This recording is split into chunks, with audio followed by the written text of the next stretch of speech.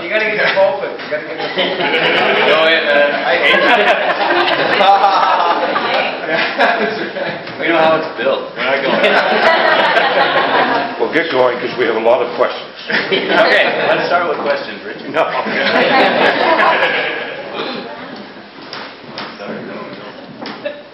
This is Nate. This is Cedric.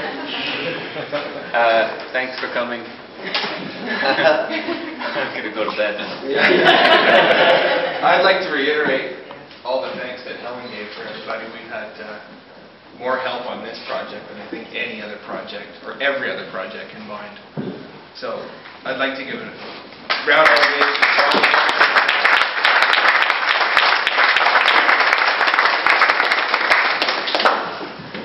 This is a project that's been in the works for about a year and a half. Plus 14. Plus 14. We grew up in a household that was very devoted to local issues around. We grew up in Mill Bay, just up island, and we were, from about 1991, we were completely engulfed in the local issue of the Bamberton development proposal. Growing up through our early to mid-teens, early 20s, it was just everything that surrounded us at home. We would go to meetings. Every phone call that came into the house was about that. Thanks, Paul. That was before cell phones. Nobody could get a hold of us. There was always about 15 messages on the phone whenever anybody would check them. Mostly from you. So, and you. So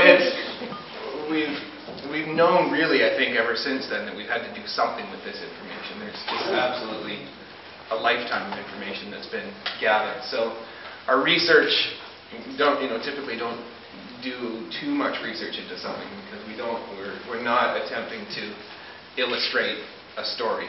This is something that's happened in the past, something else that's happening in the present, but we're not getting into that tonight. At least not too deep. Not too deep. But the research really started 15 years ago, and it's kind of been percolating in our heads ever since. We may go 6 months without thinking about it, but it's always present in the mind. So that's kind of the impetus for starting this exhibition, was to use that information, to do something with that information, to use that as a starting point for building this installation. And so that's pretty much where the whole thing started. And maybe we should just back it up a little bit and say a little bit about Bamberton itself. Bamberton is, I don't know if any of you know, or if all of you know, or whatever. I'll say a little bit briefly. It's a site on the Saanich Inlet, sort of on the northeast side of Malahat Mountain. The area is considered sacred ground by the Malahat tribe, and over the past century or so, actually probably before that, it was logs. And then it was about a century ago, it was developed into a concrete cement production facility. Yeah. By, what was his name? Bamber. Something Bamber. H.G. Bamber. What was that guy's name? Oh, God. Finally makes sense. So it was an industrial site up until the 80s. I think it closed down, but they still bring cement in there. They have some storage silos, and that's what the silos at the front are kind of a reference to. But in the early 90s, this proposal came to the local community's attention, where a developer had, or actually Union Funds had bought this property. It's a parcel around the industrial site and the surrounding areas. It's a very steep wooded hillside and included the old cement plant. And they brought a proposal forward to develop the area into a city of about 15,000 people, where there was nobody right at that point, which was about the size of Duncan at the time. Bigger? So we grew up.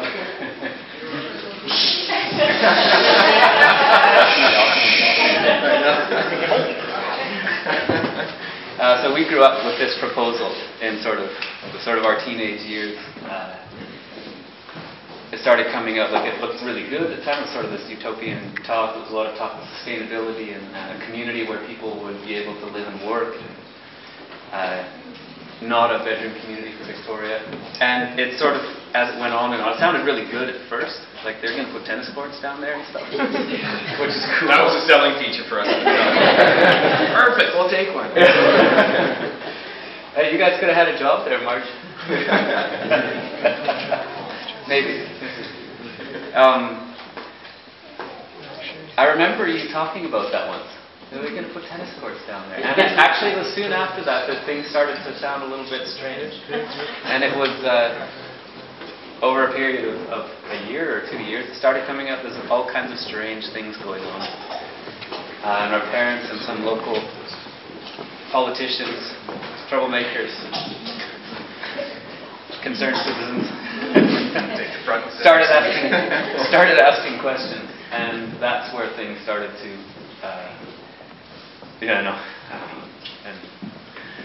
things started to unravel as far as the story that sounded really good off the start. Things are going to be cool.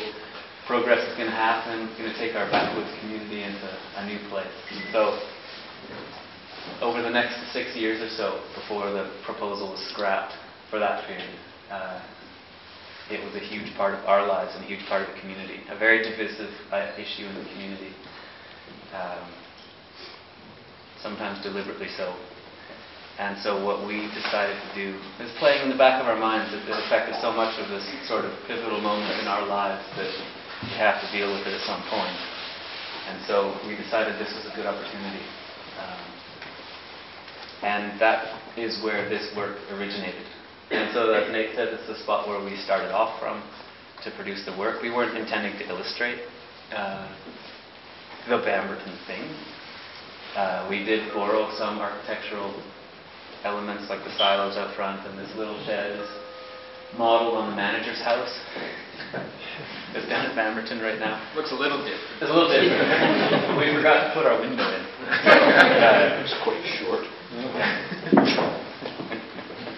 The picket fence is taken straight from the promotional material of the South Island Development Corporation when they were doing all their talk about the new development. It was supposed to be a real community place, and picket fences mean community. So there's a lot of picket fences in their drawings and concepts. So there are little elements that are drawn straight from it, but other ones it just was a position of starting off from, and then allowing our own internal dialogue, which included mom and dad and friends, and to influence what it was that we're building. You want to say more about what we built? The process for the construction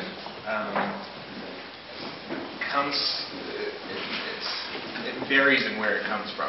It's like we've been saying, kind of using the Bamberton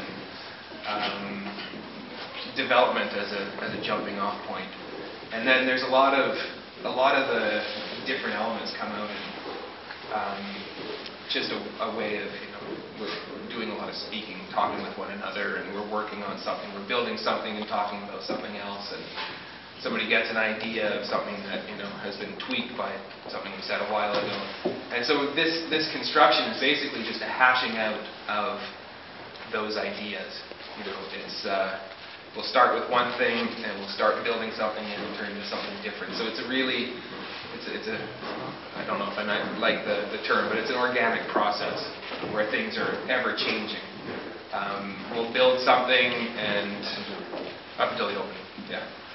We'll build something and then if it works, then that's great. If not, then we'll take it down and build something else, or we'll build something right through that. And so it's almost akin to a sketch. We're using building material as a drawing almost, where some things get erased, some things get drawn right over top. Some marks are made really bold, some things are a little bit lighter. So it's really everything ends up happening out of something else. That sounds a little hokey, but